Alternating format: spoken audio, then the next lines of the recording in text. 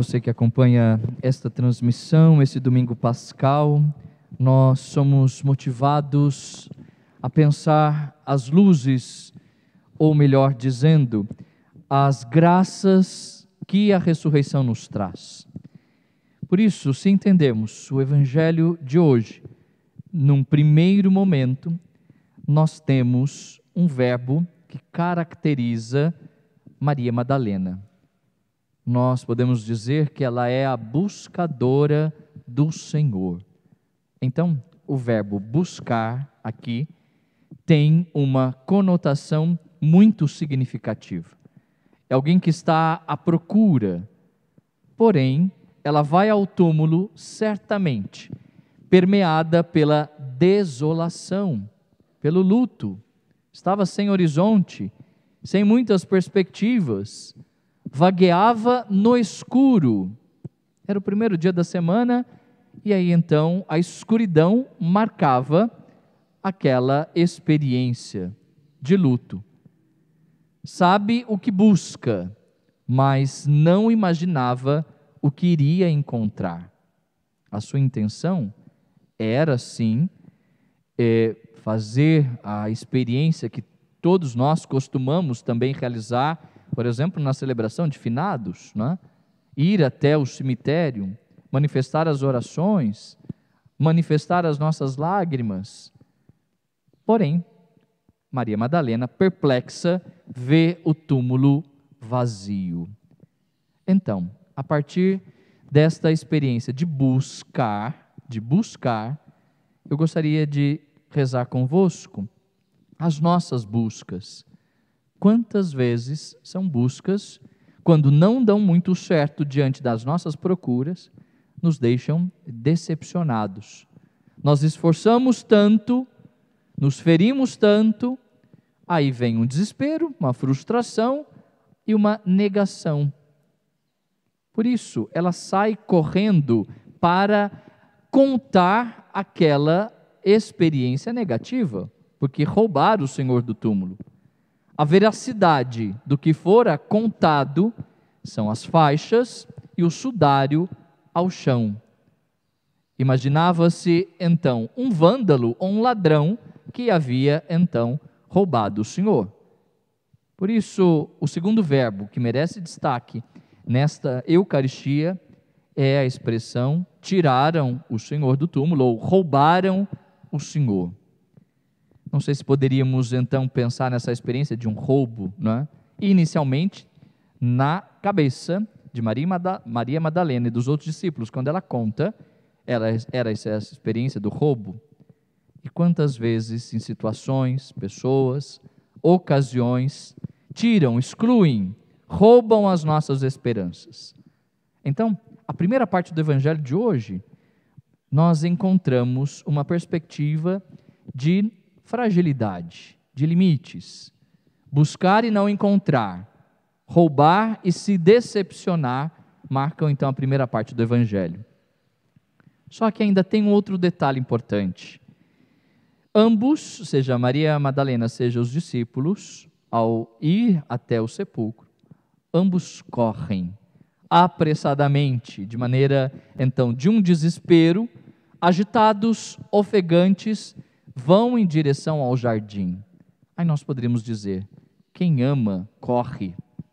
Quem ama manifesta, então, a agitação e chega a ser ofegante de tanto amor, mesmo em relação, no caso, do corpo aqui ao qual eles pensavam que ia prestar as homenagens. Porém, nós queremos pensar na segunda parte do Evangelho, essa que nos chama muito mais atenção. Porque é interessante que o texto revela os sinais. E quais sinais? O pano ao chão. E aí, dois outros verbos vão marcar os sinais: ver e acreditar. É a confirmação, então, daquele momento. O texto de hoje não fala de Jesus ressuscitado. Ele não aparece, ele não está presente na cena. Apenas os sinais marcam, então, a ressurreição. E aí o sepulcro vazio não prova que Jesus ressuscitou, mas ele sugere que ele não se encontra entre os mortos. Isso é interessante. É uma sugestão de que ele não se encontra entre os mortos. Por isso, ele desce à mansão dos mortos para ressuscitar aqueles que lá estão. E aí então nós queremos traduzir esses dois momentos do evangelho de hoje. No primeiro, em relação às buscas e ao roubo, e depois, num segundo momento, os sinais, como dois caminhos para o nosso crescimento de fé ao longo desse tempo pascal. O susto de Madalena não se retém nela, impele a ir aos outros. Então, interessante que ela poderia apenas ficar nas lágrimas diante do susto que ela havia levado, porque tiraram o Senhor do túmulo. Então, querido irmão e irmã, diante dos seus limites, diante das suas fragilidades, não entre numa introspecção. Por isso eu digo, o susto de Maria Madalena não pode se reter nela, deve impelir a ir aos outros, por isso que ela conta. Então, quando nós contamos aos outros os nossos limites, as nossas fragilidades, pode ter certeza que as lágrimas, elas são mais fáceis de serem superadas. E aí então, pensemos também numa outra perspectiva, não ficar apenas com aquela emoção primeira, continuar a buscar, continuar a correr, continuar a ofegar, não ficar nas noites escuras. Por isso que o texto hoje revela essa perspectiva da manhã da ressurreição. E hoje, nesse domingo, nessa manhã ensolarada, que estamos aqui em torno do nosso santuário, revela então essa aurora de vida nova. Sejamos permeados por essa aurora que manifesta então esperança. Aí eu digo, não paralise os seus sonhos, não fique com as notícias tristes, não iniba o futuro. Não vamos inibir o nosso futuro. Pelo contrário, vamos acreditar nos sinais, ver e acreditar. Isso é importante. Eu diria, nos sinais da sua vida, quais são? Pense em coisas boas, traga experiência de positividade. Isso já nos ajuda, sobretudo, a criar esperança diante dos limites, né? Então, quais os sinais bons que Deus lhe concede? Por isso que o salmo de hoje também é belíssimo, né? Nós cantamos as bondades do Senhor e a sua misericórdia. E para encerrar a nossa conversa, eu gostaria de manifestar um carinho muito grande à figura feminina, seja as nossas mães, sejam as mulheres que fazem parte da história da vida de cada um, professoras, catequistas, né? Seja a figura feminina que atua de maneira muito concreta na vida da igreja. Se a gente observar, as mulheres em grande quantidade que atuam diretamente.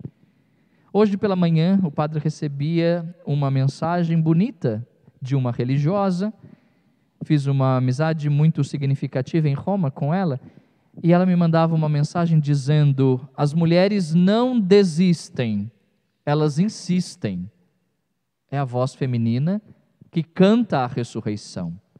As mulheres não desistem, elas insistem, numa insistência muito bonita, de que ela não reteu a si, mas contou aos outros o sofrimento.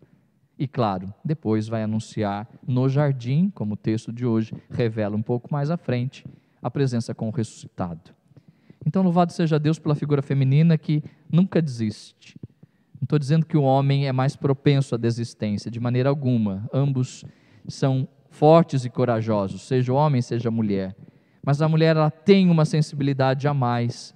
As mulheres não desistem, elas insistem. Na sua insistência, dobra qualquer um, não é? Dentro dessa positividade, dizendo que ou seja, que traz a experiência da vida. Por isso é a voz feminina que canta a ressurreição, e nós, então, suavemente ouvimos essa voz que nos ajuda a aproximar-se do Senhor. Que o ressuscitado nos faça cada vez mais ver e acreditar os sinais dele presente no mundo. Seja louvado o ressuscitado nosso Senhor Jesus Cristo. Para sempre seja louvado.